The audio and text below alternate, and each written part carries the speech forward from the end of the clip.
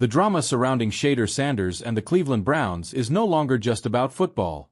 It has become a full-blown conversation about trust, politics, ego, and whether one of the league's most talked-about young quarterbacks is being held back by the very people who are supposed to help him succeed. What started as a simple quarterback depth chart discussion has now turned into one of the biggest off-season controversies in the NFL, and Ryan Clark made sure everyone was paying attention when he decided to say exactly what many fans had already been thinking. From the outside, the Browns continue to present the situation as normal competition. They insist that every quarterback must earn his place, that the process is fair, and that head coach Kevin Stefanski is simply following his system. But to many people watching closely, that explanation no longer feels convincing. Shedeur Sanders arrived in Cleveland carrying massive expectations, not just because of his talent, but because of everything attached to his name. As the son of Deion Sanders, and after building his own reputation at Colorado, he entered the league already under a brighter spotlight than most rookies ever experience. With that spotlight came pressure, attention, and endless scrutiny. The problem is, while Shedeur brought star power, it doesn't look like he arrived to a coaching staff fully prepared to handle it. Ryan Clark pointed directly at that issue when he said Kevin Stefanski never really wanted Shedeur Sanders from the start. That statement landed hard because it explained so much. Sometimes in the NFL, a player is drafted by the front office while the coaching staff quietly disagrees. When that happens, development becomes complicated. The player may be physically on the roster, but mentally, the coach may never fully commit to building around him. That is exactly what many believe is happening here.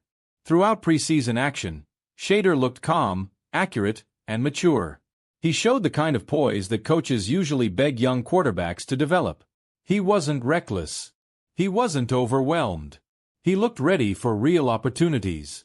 Yet somehow, he remained buried behind names that many analysts didn't expect to matter in this competition, including Bailey Zapp. That raised immediate questions. How does a quarterback with this level of arm talent, confidence, and football IQ end up fighting for scraps while less exciting options keep getting chances? Ryan Clark called it what he believed it was: politics, not competition.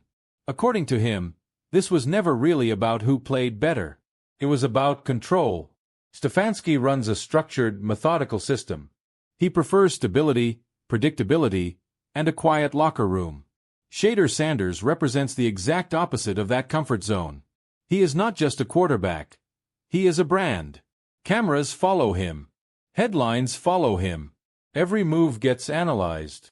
For some coaches, that kind of attention feels like a distraction instead of an opportunity. Stephen A. Smith added even more fire to the debate by pointing out how ridiculous it looked to have a talent like Shedeur sitting behind players who have struggled to prove themselves. If the goal is to win football games, the best talent should rise. If the goal is to protect a locker room from noise, then maybe the team is prioritizing comfort over results. That is where the frustration really begins for fans. They are not asking for Shedeur to be handed the job. They are asking for him to get a real chance to compete. Instead, what they see is hesitation. Press conferences feel vague. Questions about Shedeur are answered with generic phrases about patience and timing. When reporters ask why he is not getting more meaningful reps, the answers sound cautious, almost evasive. It creates the impression that the Browns are delaying something they know is eventually coming. Fans notice that. Players notice that too. Inside the locker room, the situation reportedly feels even more delicate. Teammates have praised Shedeur's work ethic, his humility, and his commitment to improvement. They talk about how he stays late, studies film, and keeps grinding without complaining publicly. He is not demanding a crown. He is asking for reps. That difference matters. When players respect that kind of attitude, and they begin to believe someone deserves a shot, the head coach has to be careful.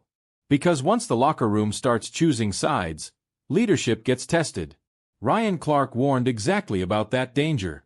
If Stefanski keeps ignoring what players and fans believe is obvious, he risks losing trust inside the building. NFL locker rooms are fragile places. Players can accept tough decisions, but they struggle to accept decisions that feel dishonest. If veterans believe Shedeur gives them the best chance to compete, but the coaching staff refuses to acknowledge it, division becomes inevitable. Social media only made the fire bigger. Hashtags demanding Shedeur's release or promotion started trending. Former players joined the conversation. Chad Johnson openly supported Ryan Clark's point, saying you do not bench a quarterback like that unless you are afraid of the attention he brings. Even Deion Sanders posted a subtle message that fans immediately connected to the drama, fueling speculation even more.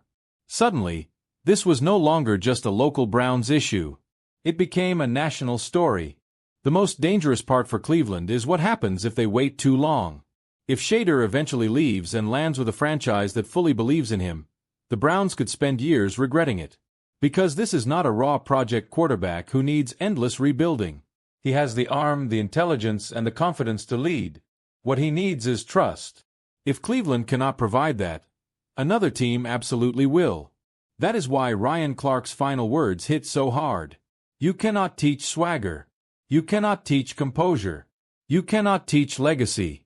Shedeur Sanders already has those things. The only question is whether the Browns are brave enough to let him prove it. Because if your own locker room starts believing in your young quarterback more than your head coach does, change is not a possibility. It is only a matter of time. Now the pressure is fully on Kevin Stefanski and the Browns organization. Will they finally give Shedeur the opportunity he has earned? Or will they let fear, politics, and hesitation push away a player who could define the future of the franchise? That answer may shape Cleveland for years to come. What do you think?